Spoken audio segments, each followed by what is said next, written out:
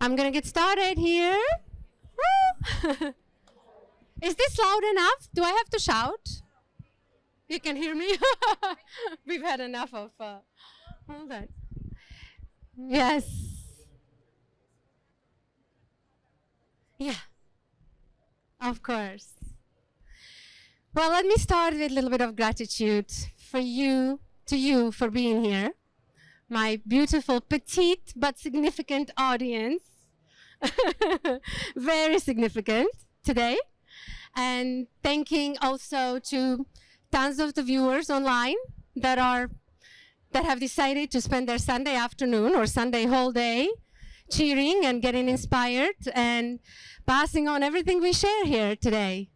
Hoping really this goes a long, long way and changes lives and brightens up the day as we do with sunshine in the Sunshine State. So today I wanted to talk about a little bit and tie to your conversation that happened earlier on how we insert compassion into not only our lives, into leadership in general. Who is happy with the leadership that we have today? I know, sounds like a joke. Yeah. Family leaders, country leaders, state leaders, you name it, we need some change, right? So I remember the times when compassion was perceived as weakness. I was one of those leaders that had to toughen up. I was told that I'm too nice, I'm too kind, and I was pointed fingers at that. That's not how I'm going to gain the respect and authority. So I will start by saying those days are long gone. And to just bring you a little bit into a picture, I will share my story and how I got into leadership, how I experienced every aspect of the leadership, myself being one. Almost feels like I've been changing the masks for 23 years in hospitality industry. First, I was the compassionate leader. Then I was the chaotic leader. Then I was the go-getter. Then I was the opposite of compassionate, almost like, oh, let me get a whip. I get things done. I please my bosses, and that's what matters, no matter how the employees felt. So let me just change this. There we go. So I moved to US in 1999 from Slovakia, for those that don't know where that is. Former Czechoslovakia. Communism was part of my life until I was 13. And so leadership, there it goes. That was my first experience of the leadership, communist country leaders, and singing Russian songs, looking at the pictures of Vladimir Lenin on the wall. And that was the first touch of leadership that I've experienced as a child. After once the Gentle Revolution came, I grew up in a small village of 2,000 people. And after I finished my high school, you could not just get into the college because you were good or skilled or you tried your best to get through the exams. You had to actually pay someone, like you had to give a car keys or, a few thousand, whatever currency there was before, to the dean of the school to make it, to get into the college. There were maybe only 2 or 3 universities in the whole country. So my parents were not in a position to gift the home. And so I decided I'll go to somewhere abroad and try to speak and try to learn the English. And that's how I will get there. The next round, maybe I'll stand out once I speak the language that everybody is now speaking, since I was only allowed Russian. And then one thing led to another. I came back fluent in English, tried the college again, and I realized I don't want it anymore. I want to travel and learn and meet people in different cultures and become someone bigger than that limiting kind of communism dictating in me repetition of a childhood I had. So that is when I decided I'll move to US. And I came here as an au pair. Some lovely family, not some, my lovely family in Washington, D.C. picked me. A 3-year-old picked me based on my carrot hair picture. And that's when I landed in Washington, D.C. in my big Spice Girl shoes.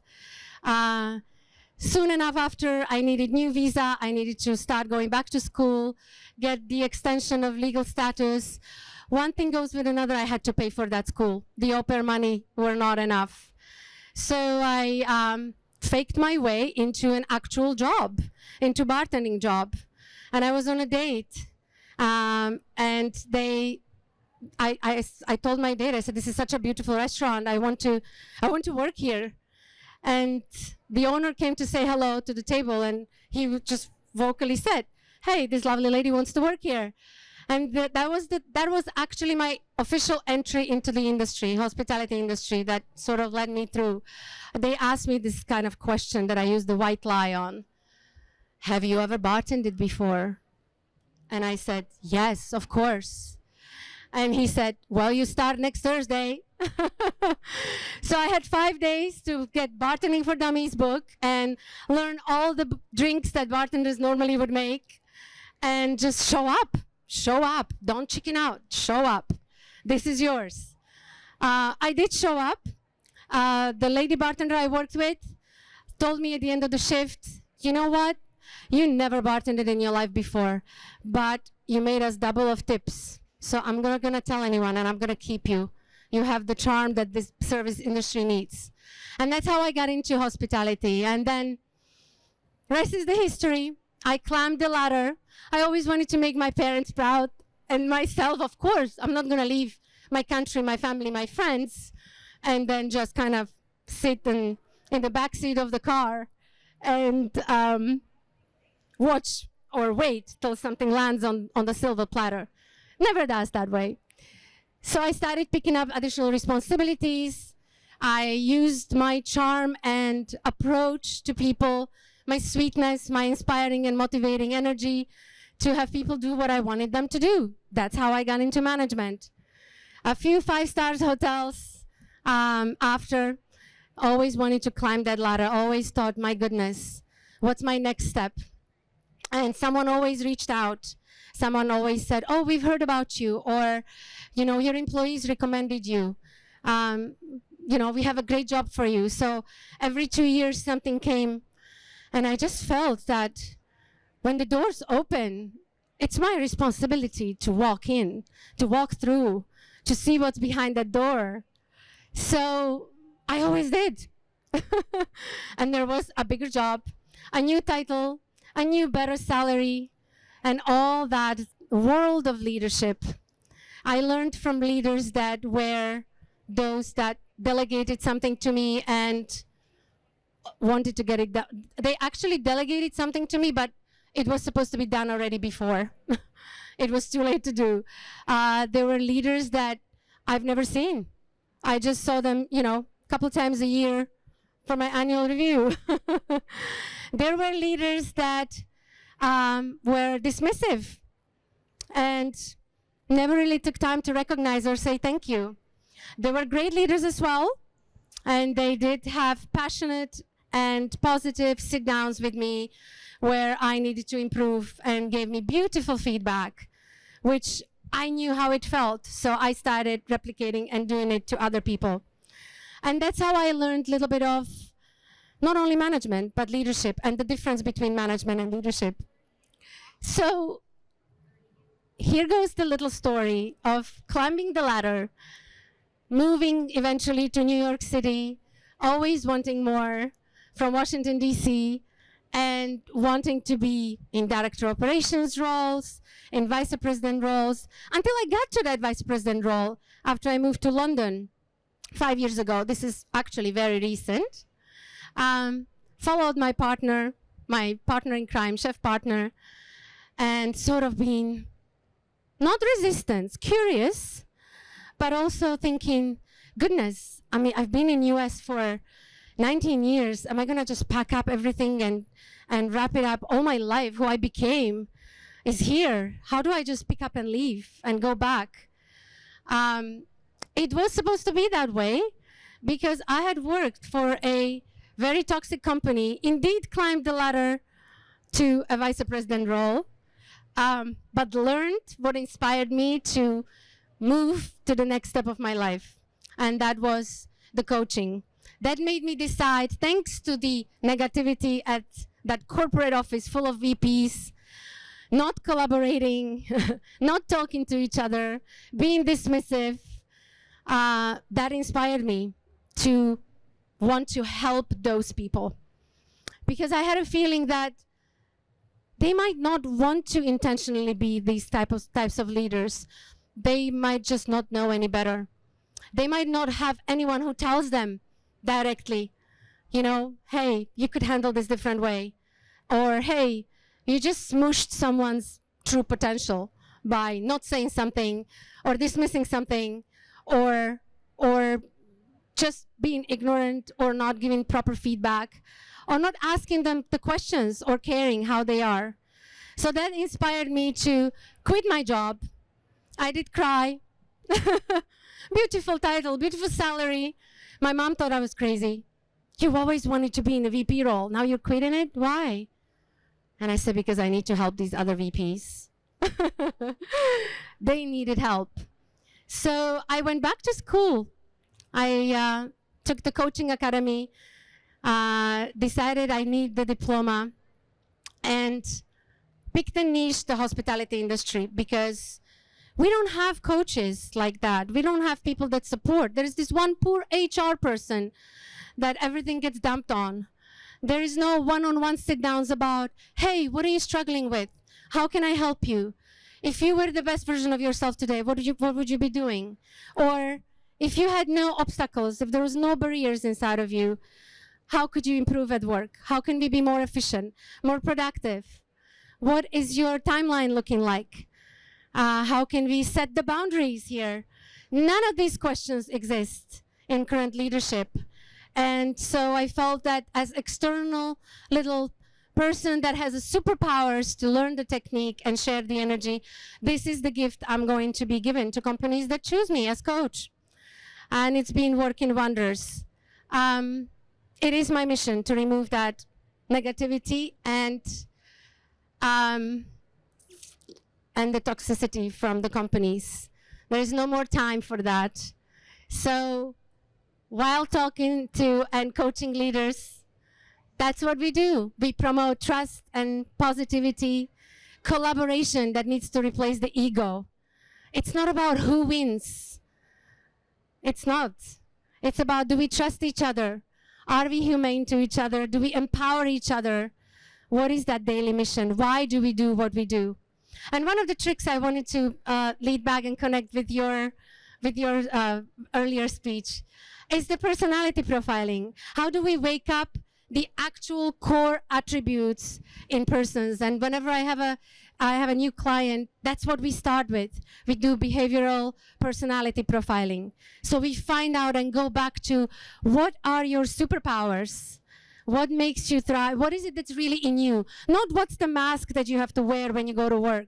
Because that's exhausting. If you have to be two different people during the day, one when that goes to the office or goes to work, and then being completely different person when you're at home, that's exhausting. That's kind of existing for someone else, or pleasing someone else, or fulfilling someone else's expectations. How do we align being who we truly are and just get paid for it?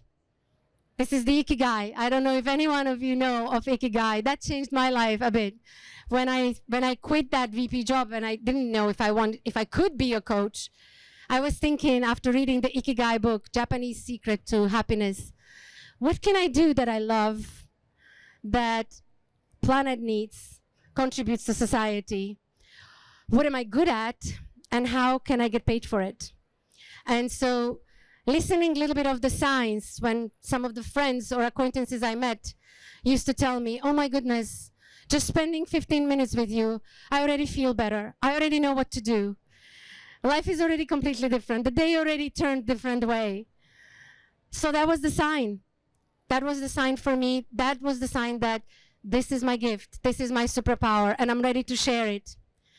So I do that now with my clients. I want them to go through the same remarkable journey and being fully aware of their superpowers, of their strengths, as we call them, and align them with who they want to be, what they want to do in life, what type of leaders they want to be. Truly, leadership is more than telling people what to do or delegating tasks.